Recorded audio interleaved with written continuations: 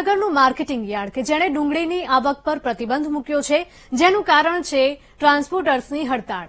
યાર્ડના સત્તાધીશોનું કહેવું છે કે આજે અને આવતીકાલે ટ્રાન્સપોર્ટર્સની હડતાળ જાહેર થઈ છે, જેને પગલે યાર્ડ પ્રશાસને આગોતરું આયોજન કરીને યાર્ડમાં ડુંગળીની આવક ઉપર પ્રતિબંધ મૂક્યો છે। તો બીજી તરફ ડુંગળી પકવતા ખેડૂતોમાં રોષ જોવા મળ્યો।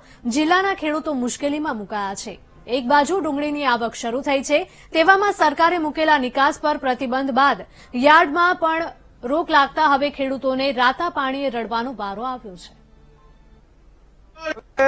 અમે લોકો ઓલરેડી બીજી તારીખથી અમે ડુંગળી ખેંચી અને અહીંયા ભાવનગર યાર્ડમાં લાવ્યા છીએ।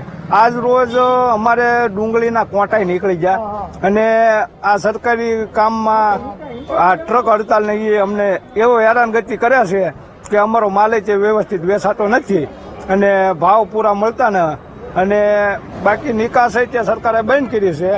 તો અમારું એવું કહેવું છે કે સરકાર શ્રી આ નિકાસ ખુલ્લી કરે, ટ્રક હડતાલ હટાવે। અમારે ખેડૂતને હેરાનગતિ છે અને બાકી અમારે સારા સપલાનો વ્યાજ નહીં રહ્યો હવે અને સારા કપડાનો નહીં રહ્યો। 3 વર્ષથી અમે હેરાન થતા આવીએ છીએ।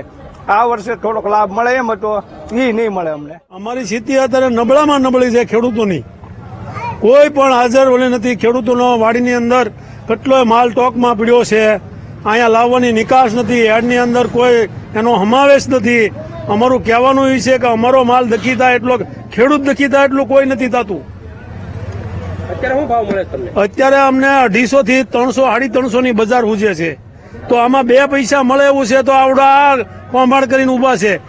બીજા નંબરમાં કે નિકાસબંધી કરી છે, તો નિકાસબંધીનું કાંઈક આયોજન કરી અને શરૂ કરે એવી અમારી નમ્ર વિનંતી। ડુંગળી પર આજથી પ્રતિબંધ આવે। ટ્રાન્સપોર્ટની હડતાલની હિસાબે એ લોકોએ 9-10 તારીખથી ટ્રાન્સપોર્ટની હડતાલની માટે એ લોકોએ જાહેરાત કરી છે। એટલે અમે અત્યારે આગોતર ઓલું કરી દીધું છે કે ભાઈ કોઈ ખેડૂત ભાઈ હેરાન ન થાય, વાહન માલિકો હેરાન ન થાય।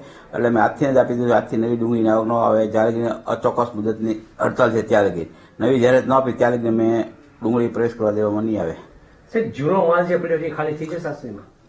અત્યારે અમારે જે શુક્રવારની રાતે જે આવ્યો હતો એ 1,25,30,000ની આવક હતી। એમાં શનિવારે અમારું વેચાણ થયું હતું 47,000 આસપાસ વેચાણ થયું હતું। 60,000 થી 70,000 થયેલા અમારે બેલેન્સ હતું। અત્યારે વેપારી ખરીદનારા સાથે અમે વાતચીત કરતા કે મેં કીધું કે આ માલનો નિકાલ કરી નાખો। એટલે બધા વેપારી કીધું ઓકે અમે આ માલનો નિકાલ કરી નાખ્યો, આવતીકાલથી અમે ટ્રાન્સપોર્ટની હડતાલની હિસાબે અમે ખરીદી નહીં કરીએ। એટલે અમે સવારમાં જ તે બધી પરિપત્ર બહાર પાડીને જાહેર કરી દીધું।